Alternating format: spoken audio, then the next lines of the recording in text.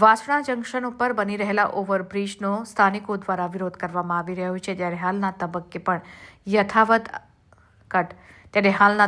પણ આ વિરોધ યથાવત રહેતા સ્થાનિક રહીશોના જણાવ્યા મુજબ જો બ્રિજ બનશે તો વોટર લોગિંગ સહિતની સમસ્યાઓ ઊભી થશે. 800 જેટલા રહીશોની સહીઓ સાથેના આવેદનપત્રને મુખ્યમંત્રીને મોકલવામાં આવ્યું છે. તો બીજી તરફ સ્થાનિકોએ કોર્પોરેશન વિરુદ્ધ પ્લે કાર્ડ્સ અને સૂત્રોચ્ચાર સાથે વિરોધ પ્રદર્શન કર્યું હતું.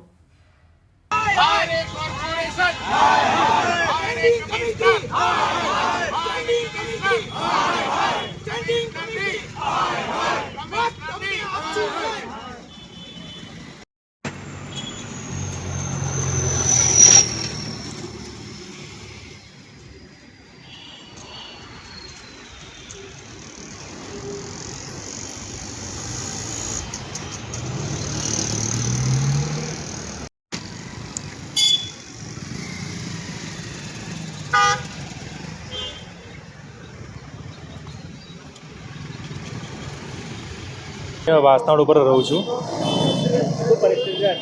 પરિસ્થિતિ એવું છે કે અમે આ બ્રિજનો વિરોધ માર્ચ 2024થી કરી રહ્યા છે અને હમણાં હાલના દિવસોમાં જ્યારે આ બ્રિજનો ઇજારો આપવામાં આવ્યો ત્યારે અમે ત્યારે પણ વિરોધ કર્યો હતો. હવે અત્યારે અમે એ વખતે અમારા ધારાસભ્ય, municipal commissioner, mayor Shri, standing committee chairman, પછી આ સિટી એન્જિનિયર, ઇવન અમે હમણાં સોમવારે મુખ્યમંત્રીને 800 પરિવારના પત્રો સાથે રજૂઆત કરી છે. 800 પરિવાર જે આ બ્રિજથી ઇફેક્ટ થાય છે અને ગૃહમંત્રી હર્ષ સંઘવી સાહેબને પણ અમે જે અમારું આવેદન છે એ આપેલું છે. અને જ્યારે અમારી પાસે આ CSIR રિપોર્ટ બી અમે મુખ્યમંત્રીને આપ્યો છે. CSIR જે રિપોર્ટની ડિઝાઇન છે એની પર અમને પ્રશ્નાર્થ છે, કારણ કે CSIR એવું કહી રહ્યું છે કે તમારે બ્રિજની પહોળાઈ જે 14 મીટરની બનાવી, 6 મીટરના સર્વિસ રોડ બનાવવા અને 1.25 મીટરનું તમારે ફૂટપાથ બનાવો, અરે 1.8થી લઈને 2.5 મીટરનું ફૂટપાથ બનાવો. જે અમને જે ડિઝાઇન મળી રહી છે 11.4 જે બ્રિજની પહોળાઈ છે, 5 મીટરનો સર્વિસ રોડ છે અને 1.2 મીટરનું રાઇટ ઓફ ધ વે જેને ફૂટપાથ કહેવામાં આવે, જેનું સંપૂર્ણપણે ઉલ્લંઘન થઈ રહ્યું છે. અને જ્યારે અમે એન્જિનિયર સાહેબને મળ્યા ત્યારે એમણે ચોખ્ખું સ્પષ્ટ કીધું કે નીચે પાર્કિંગ નહીં મળે, તદુપરાંત તમને વોટર લોગિંગ થશે. તો ભાઈ શાના માટે બનાવવામાં આવે છે? કારણ કે એનું કારણ એ છે કે એ લોકો બ્રિજ કેમ પહોળાઈ નથી બનાવેલા, કારણ કે રોડની સાઇઝ છે નહીં. રાણેશ્વર સર્કલથી લઈ અને શ્રીવાસય સોસાયટી તરફ જતા 50 મીટરના રોડ પર રોડ 21 મીટરથી બી નાનો છે, જે એન્જિનિયર સાહેબે ખુદ એને એક્સેપ્ટ કર્યું છે. તો શાના માટે આટલી જીત છે? અને જે CSIR રિપોર્ટ જે 2019-20નો જે સર્વે થયો છે એમાં જે પેસેન્જર કાર યુનિટ છે 5185 બતાવે છે.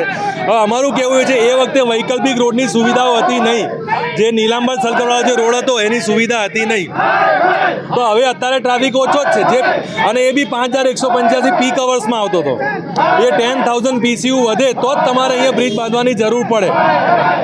અંદર એ જ સર્વેમાં જે ટ્રાફિક સર્વે કરવામાં આવ્યો છે એમાં 2 વ્હીલરોની સંખ્યા 68% બતાવવામાં આવી છે.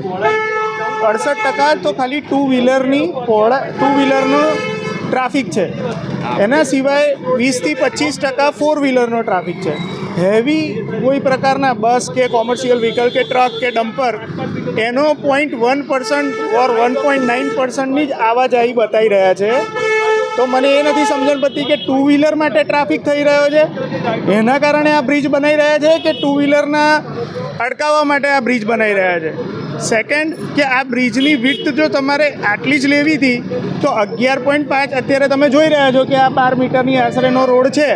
હવે આ 12 મીટરમાં આટલો ટ્રાફિક થાય છે તો ઉપર 11 મીટરમાં કેટલો ટ્રાફિક થશે? તો એ પણ એક રજૂઆતનો વિષય છે. સેકન્ડ કે અહીંયા વોકવે મળતો નથી અને આમ આખો રોડ પણ જે અત્યારે જગ્યાએ ખાડામાં ઊભા છીએ અમે લોકો, એ આખો રોડ મળીને પણ 24 મીટરનો રોડ નથી થતો, ઘણી જગ્યાએ 21 મીટરનો પણ થાય છે. તો આ સર્વે પ્રોપર થયો નથી અને આ બ્રિજની જે વિડ્થ આપવામાં આવી છે એ એઝ પર રિપોર્ટ નથી.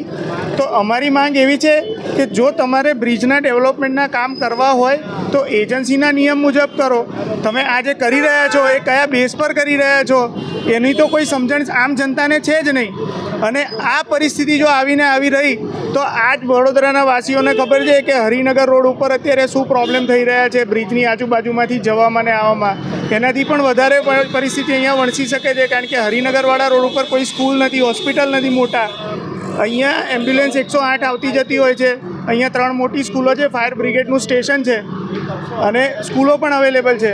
તો આના કારણે સૌથી વધારે સમસ્યા ટ્રાફિકની ઉતરાશે અને બેવ એન્ડ ઉપર એક્સિડન્ટ પ્રોન ઝોન બનશે, કારણ કે સોસાયટીઓ છે, કોમર્શિયલ કોમ્પ્લેક્સીસ છે.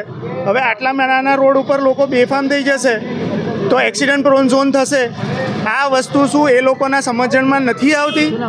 પરીક્ષિત દવે.